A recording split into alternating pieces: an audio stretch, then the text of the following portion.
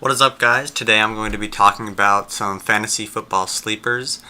Most of you should have already drafted by now, or maybe you're going to draft in the next couple weeks, but the first game's on the 6th or the 7th of September, so you should be getting close to your draft day if you have not already done it.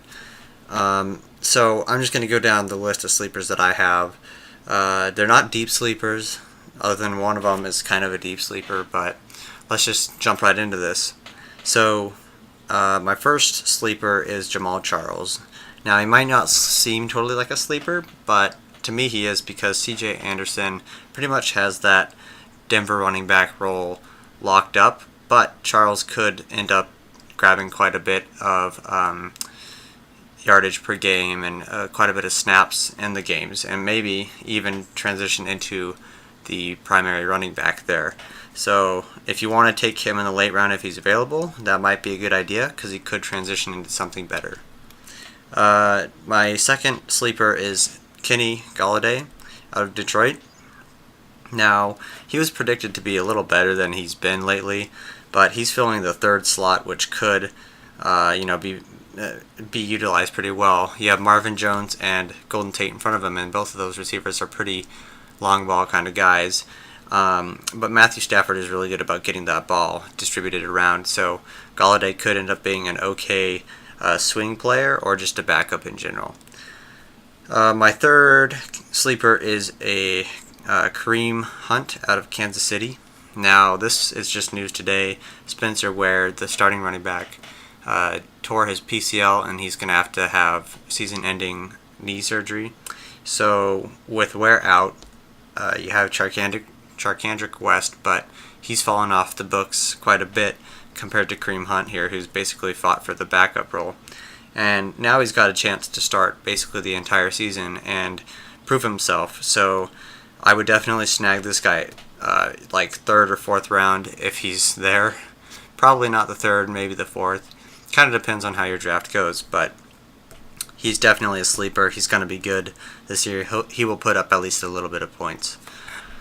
The fourth sleeper I've got is Devante Parker out of Miami. Now, this one, he's been called a sleeper quite a bit in years past just because of his status.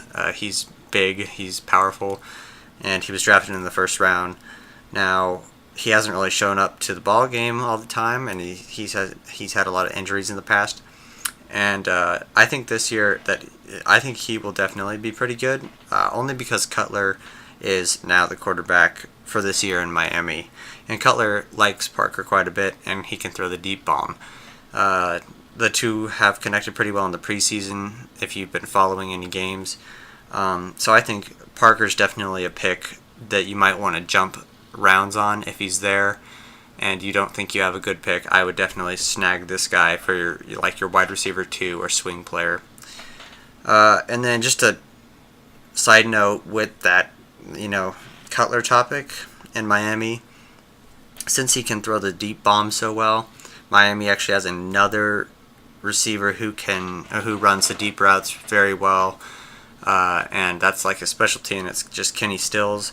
He was on the Saints, but now he's on Miami, and I just think that he could be pretty good with Cutler as well, just with deep bombs. So if you want, long touchdowns, if you get bonus points in leagues for that, then maybe Kenny Stills is a guy to consider. Not, I wouldn't say as a starter, maybe as a swing or backup role, but just pretty much a deep sleeper right there, because you have all this distraction with Parker and Landry there. I think he'll be able to actually perform pretty well this season. My sixth fantasy sleeper is Adam Thielen, I think is how you say it, or Thielen out of Minnesota. He's the second wide receiver. He had a pretty good year last year, and he's kind of he's a weird wide receiver. He's like PPR, but still gets quite a bit of yardage in the game. Doesn't score a ton of touchdowns, but I think his role will definitely expand as long as Treadwell, the guy who's behind him, doesn't get more reps. So he's got a target if you need a swing or a backup again. And then I think Rishard Matthews out of Tennessee is also one of the biggest sleepers. I think a lot of people forget about him since Eric Decker was brought in, and they've got the stud running game with Murray and Henry. You can't forget about him. Rishard Matthews, he had a pretty good year last year. He was the number one wide receiver on the team. I'm not sure if he is now or if Decker is, but he catches a lot of touchdowns. So if you need points in that way, then definitely go for this guy. One of the biggest sleepers out of this group here is Chris Hogan, especially with the Edelman situation now. Edelman tore his ACL. He's out for the season, so they need someone to step up into his position.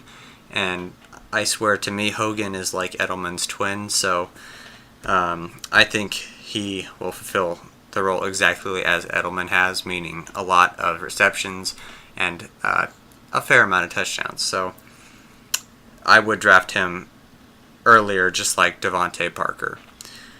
The last sleeper I've got on this list is out of the New York Giants roster. It's Evan Engram. He's a rookie tight end, and I just think that he's going to get a lot of red zone touchdowns.